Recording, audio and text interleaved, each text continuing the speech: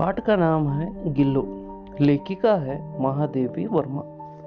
अचानक एक दिन सवेरे कमरे से बरामदे में आकर लेखिका महादेवी वर्मा ने देखा दो कौवे एक गमले के चारों ओर चोंचों से चुआंवला जैसा खेल खेल रहे हैं।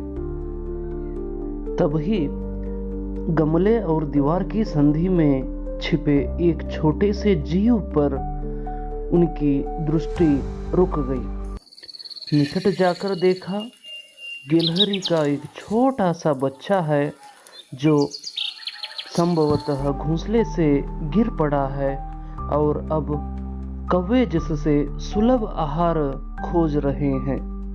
वह गिलहरी का बच्चा निश्चेष्ट सा गमले से चिपका पड़ा था, परंतु लेखिका का मन नहीं माना। उसे हौले से उठाकर अपने कमरे में लाई, फिर रुई से रक्त पोंछकर घावों पर पेंसिलिन का मरहम लगाया। कई घंटे के उपचार के उपरांत उसके मुंह में एक बूंद पानी टपकाया जा सका।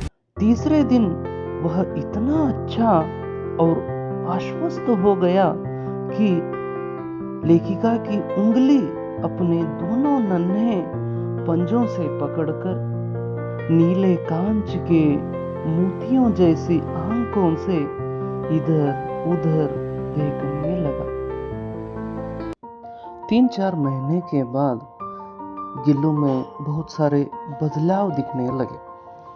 उसके स्निग्ध रोएं, झब्बेदार पूंछ और चंचल चमकीली आंखें सबको विस्मित करने लगी। लेखिका ने उसे गिल्लू कहकर बुलाने लगे।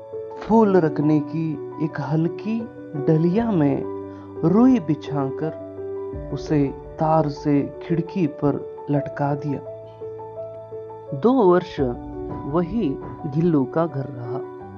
जब लेखिका महादेवी वर्मा लिखने बैठती थी, तब उनका ध्यान को आकर्षित करने के लिए गिल्लू उनके पैर तक आकर सर्र से पर्दे पर चढ़ जाता था और उसी तेजी से उतरता था।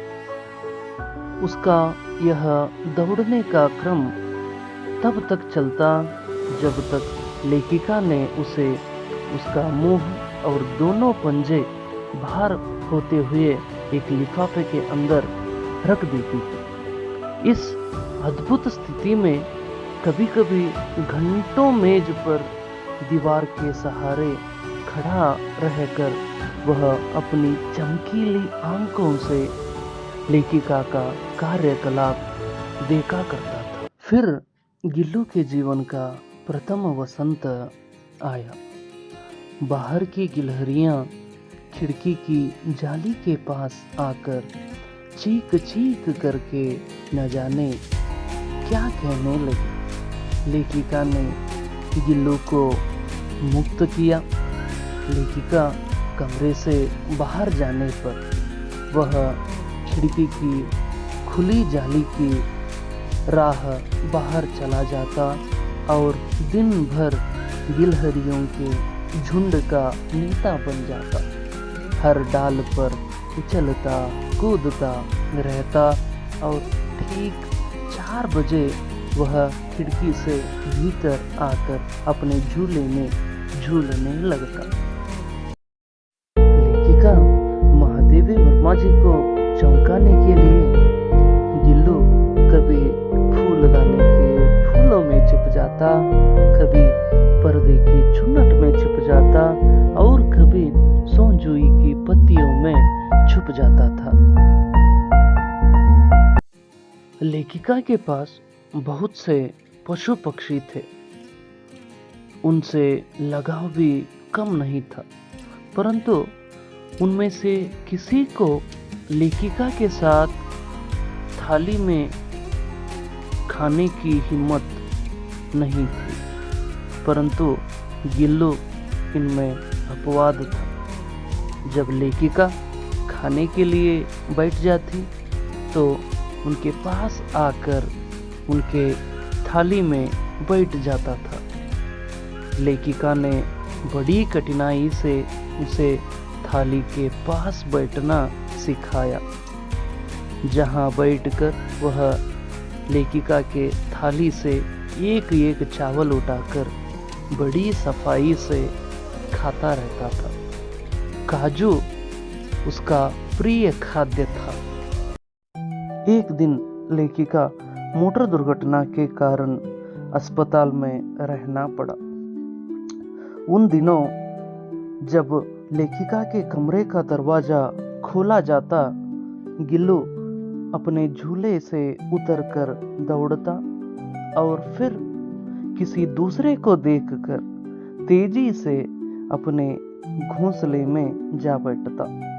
सब उसे काजू दे जाते, परंतु अस्पताल से लौटकर जब लेखिका ने झूले की सफाई की तो उसमें काजू भरे मिले, जिससे ज्ञात होता था कि वह उन दिनों अपना प्रिय खाद्य कितना कम खाता था। लेखिका से गिल्लू की लगाव इतनी थी कि जब लेखिका अस्वस्थता के कारण सोते थे तो उनके तकिए पर सिरहाने बैठकर अपने नन्हे नन्हे पंजों से गिल्लू ने उनका सिर और बालों को हौले हौले सहलाता रहता था। गर्मियों के दिनों में दोपहर में जब लेखिका काम करती थी तो गिल्लू बाहर न जाता था, न अपने झूले में बैठता। वह लेखिका के पास ही रखी हुई एक सुराही पर लेट जाता था। इससे उसे ठंडक भी मिलती थी और लेखिका के पास रहने का एहसास भी होता था।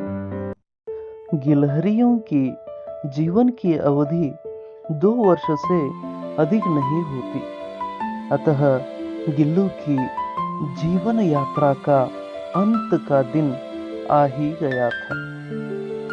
उस दिन भर उसने न कुछ खाया, वह न बाहर गया। उस दिन गिल्लू की पंजे इतने ठंडे हो रहे थे कि लेखिका ने जाग कर हीटर लगाया और उसे उष्णता देने का प्रयत्न किया, परंतु प्रभात की प्रथम किरण के साथ यानी सुबह होते होते ही गिल्लू चिरनिद्रा में सो गया।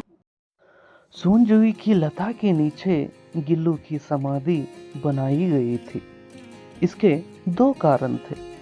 एक कारण था सोनजुई की लता गिल्लू को अत्यंत प्रिय था। दूसरा कारण गिल्लू सोनजुई की फूल के रूप में खिलने का विश्वास या बांस लेखिका को होता था।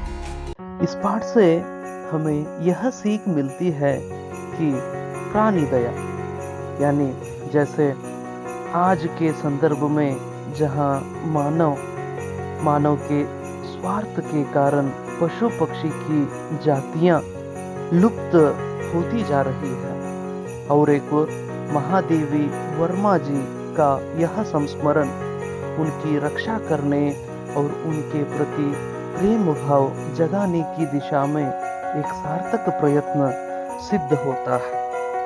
धन्यवाद।